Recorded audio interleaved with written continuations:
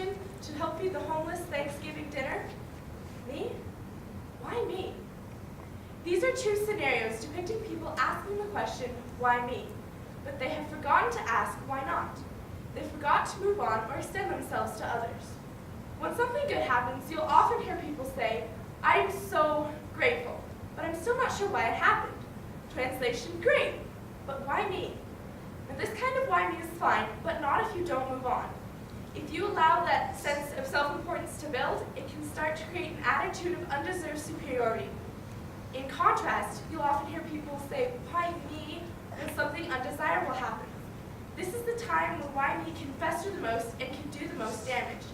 If you allow the negativity to build, it can start to create an attitude of self-pity. The second half of this discussion that people often forget is why not? This can be the most important part of dealing with an issue. The why not aspect can help you overcome the problem or to accept your good fortune. Asking why not can help you accept what happened to you and to grow as an individual.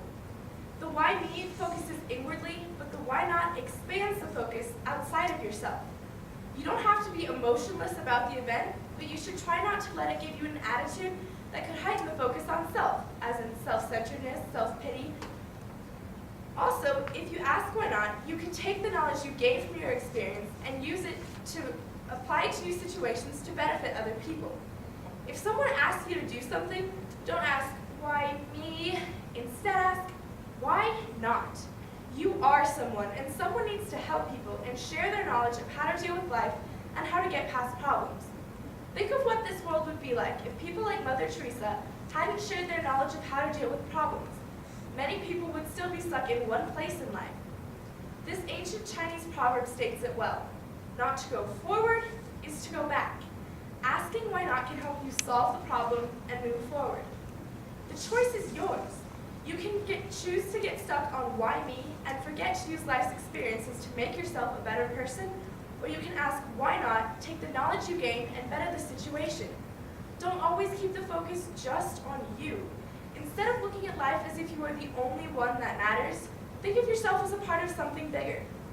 Examples of making such a choice are two prominent religious figures, Muhammad, founder of Islam, and Jesus Christ. For starters, Muhammad did not have an easy life.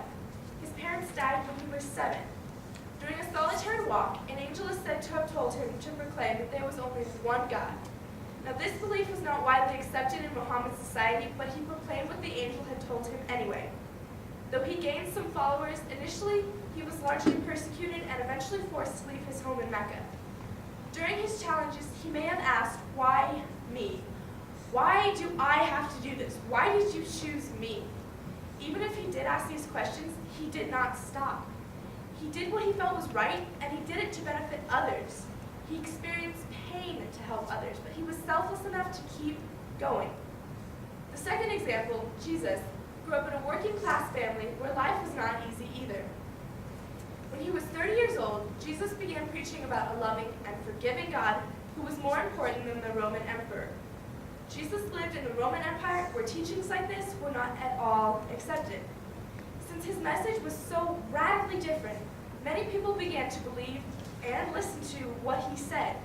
This worried the Roman government because they wanted people to believe that only the Roman emperor was more important, that only the Roman gods were more important than the emperor, and that one must please the gods in every way or else be severely punished.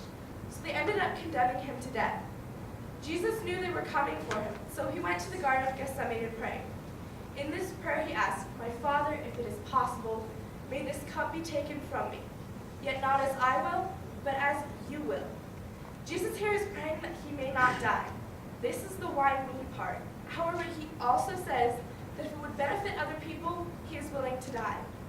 When faced with a challenge, it's natural to ask, why me? But along with that, ask the harder question.